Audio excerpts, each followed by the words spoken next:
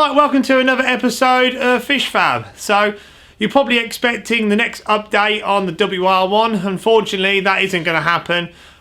With the current climate as it is, Paul can't come over, so we won't be able to finish the WR1. So at the minute, as you can see, that is on the ramp, all mothballed, so it's all wrapped up. So we're not going to progress on that until Paul can come over, and then we can make progress together. Seems a shame that he's seen the progress, we've done the work together, for me to finish it on my own and quickly get it done. So what we're going to do is we're going to leave that until he can come over, and then obviously the progress will pick up from that. So rather than standing still and waiting for that to happen, we're going to start doing some work on the other Subaru that we've got, which is Dan's, which is going to be a Time Attack car. So completely different build. So we're going from this, which is sort of returning to stock, to something that probably hasn't got a stock part left on it. So it is a completely different build. So it's quite interesting. So I did the first two videos that I did on my channel are from this car. So what we're going to do is I'll update you on sort of what we're doing and what we're going to do next, and then we'll get on with it. You may notice another car that will come on the channel, and there is another car there which you can't see, it's in the background, which will also be on the channel as soon as these two are gone. Ooh. Right then, so just to give you an update on where we are with Dan's, the Time Attack car, we've got to a point when all the roll cage is all tacked in and ready. So because we want the cage to be FIA approved, there's some steps that we've got to go through from the kit supply off the roll cage to get it FIA approved. So there's a few steps we have to do. One is that we have to do a weld test piece that's been sent off. They've checked it, tested it, however they've done it, and they've said that my welding is up to a standard that will be recognised by the FIA. So that's the first step. The second step is once all the tubes are in, you need to send them a video so they can check make sure you've got all the tubes in the right place and all the gussets are in the correct place. So that's sort of the second step. Once they give you the okay to weld it up, you can then weld it up. And then once it's all welded, you can send them another video of the final cage all welded in. And if they're happy with that, then they will give you a FIA approved certificate, which is what we want to do, because A, it means that the cage has been built to a standard that's really good, and also secondly, it will improve the value of the car moving on. If we ever need to sell it, or ever he wants to sell it, it will keep the value of the car because it will be an FIA approved cage, which means that he will be able to use it in scrutiny. You know, it will be correct for which championship or which category he wants to go in. That will be approved by most things you can enter. So that's obviously why we're aiming for that little bit extra to get that FIA approval.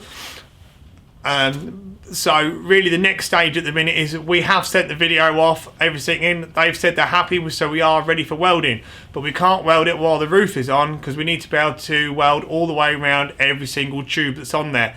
So the next job today, or I should say on this video, will be to remove the roof.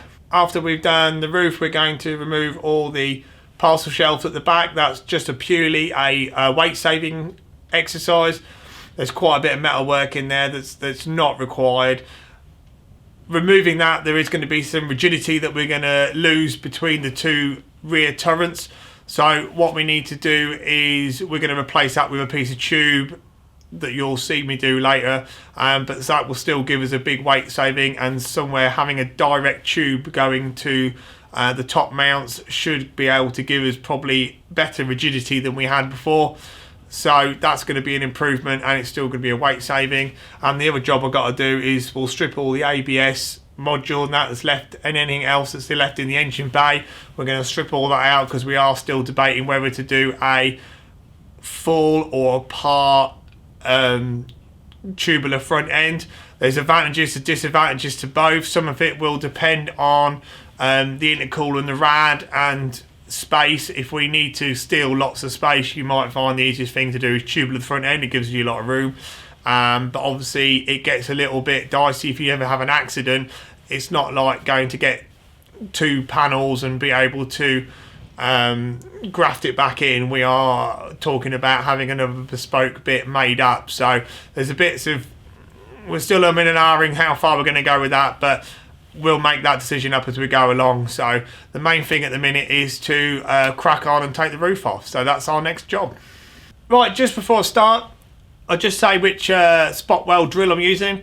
I will put a link in these. These are Worths. These are 8mm ones. The reason I like these is because the normal ones that a lot of people use are the ones with the spring-loaded centres with a little hole saw piece. When you use them, they're good, they work well, but you end up with lots of little discs when you're left that you've got to sand off. That's quite a lot of time, considering you spent a lot of time already drilling them all out. So I tend to use these ones, and these will remove that disc at the same time. They're more like a drill bit with a flat end, but they're designed with a point, so you don't need to put a centre dot in at the first. You can start them straight off, and they work really well. The other thing to note with these is that the 8mm ones, which is what this on, has a recommended cutting speed of no more than 700 RPM. So that's quite slow. On the Makita drill that I will be using, that is speed 1, which on mine's about 600. So it's quite easy for people to get very excited, click it to speed 2, or use a fast air drill and burn these out. These are not anything amazing. They're not a super hard material. They won't like it. So just a duly note, go steady, keep them lasting, and then you can get through a lot, keep them cutting, and it'll be quicker because this will stay sharp. Also, what I always do with these sort of things, I always buy 2, because that means you won't break one. If you buy 1, you can guarantee that you'll break it. So what I always do is buy 2, and then you'll find this one will never break. So just a little I don't know, bit of karma or whatever you like to call it. So right, first job then is to start drilling these spot welds out.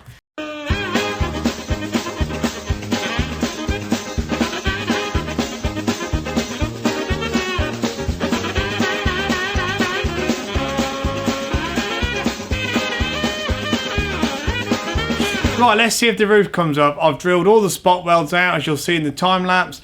I have just Stanley knifed down the sides where the sealer is, down either side. So just cut that. That will want cleaning back later, but I just wanted to make sure I cut through it so I can lift it off. And I've also cut inside where all the adhesive is sticking between the reinforcing cross sections, which we'll be cutting out next anyway. And so in theory, this should lift off. It looks pretty loose. Let's give it a go.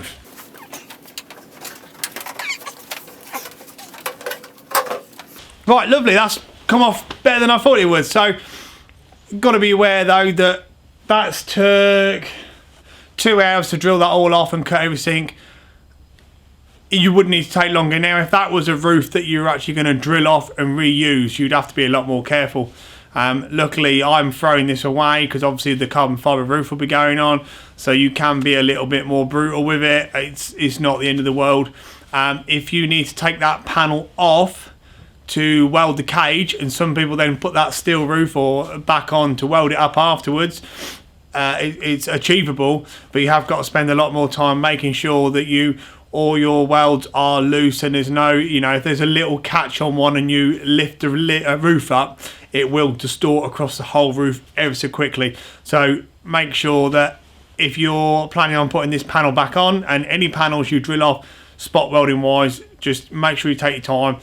There is no quick, just, pull it and rip it off. If it kinks the panel, it's a nightmare, especially with roofs. Roofs, kinks on roofs are, at the end of the day, it's a race car, but you don't want to have a kink roof just because, you just got a little bit impatient and gave it a quick lever or a lift up at one end. So, no, it's brilliant. So, all we're going to do now is I will quickly show you. And you can see sort of how much roll cage there is in this car. I'm going to take these off and clean that up, and I will clean all these spots here where the sealer is.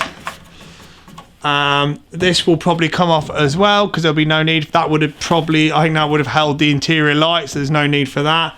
So that can come off weight saving wise, and then the next job will be start cutting this out, which I'll show you next.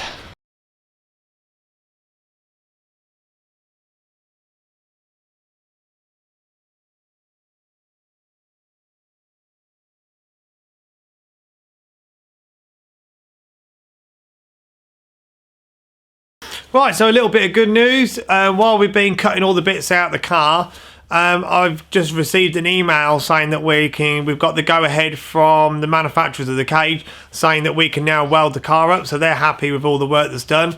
Now, I did think that taking the roof off would give me access to all the joints, because a part of welding a cage obviously is you have to have all the tubes welded fully all the way around. I thought taking off the roof off would let us access that. There is one weld that is going to cause us problems because I can't get to it. I thought I'd be able to, and I'll show you that now. Right, so this is the joint I'm talking about. Obviously we have access to majority of it here. If I can try and show you. Right, can you see I can't get round to here? So obviously something needs to be done to make sure I can weld all the way around this tube. Also, when it's done, there's a gusset to go in here.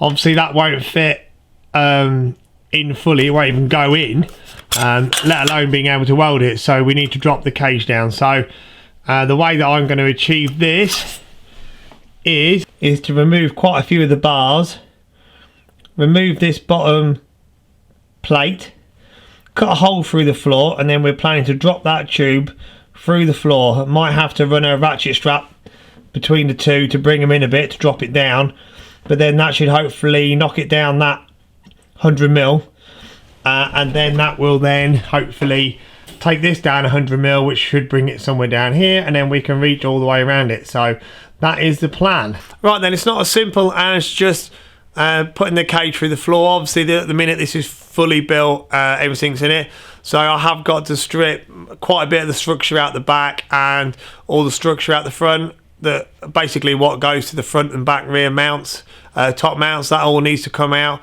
so I can then put the front end of that through the floor. It does feel like a bit of a backward step, but it's got to be done right, so that's what we've got to do. What I am going to do before I get too far ahead with that is I am going to weld all the tubes that are at the top here, and hopefully that will give us some strength for when we start messing about with the bottom. They're all in the right place now. It seems a shame to, if we mess about with them too much, they might break the tacks and we'll lose the position off anyway. So as far as I'm concerned, we'll get these fully welded, then we'll cut some holes through the floor, rip out all the extras, and hopefully that will drop that 100mm so we can do that one pipe, that one tube. We'll also fully weld in the gusset at the same time, because once it gets pushed up, won't be able to see it again. So that's the next part of the job, to get the cage in. So let's get on with that.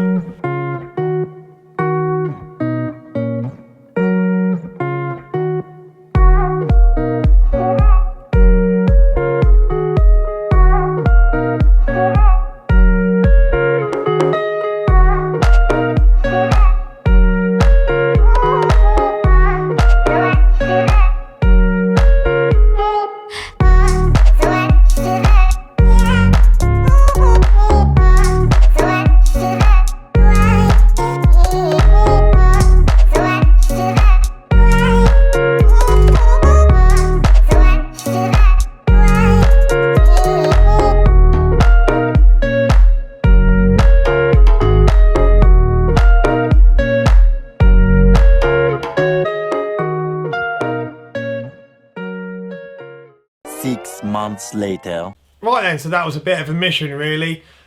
Took far longer than I anticipated, hence why in the end I just thought, right, I'm going to stop filming, I'm going to knuckle down and get it done. So I'd imagine this episode has got way too much talking, so I'm pretty much going to cut that short. It gives you an update on where we are, and I'm not going to say any more. So I'll just put some little clips after this off the roll cage, give you a bit of a show what we've done, and I'm going to call that it and call that quits. So hope you enjoyed that one, and we'll see you on the next one.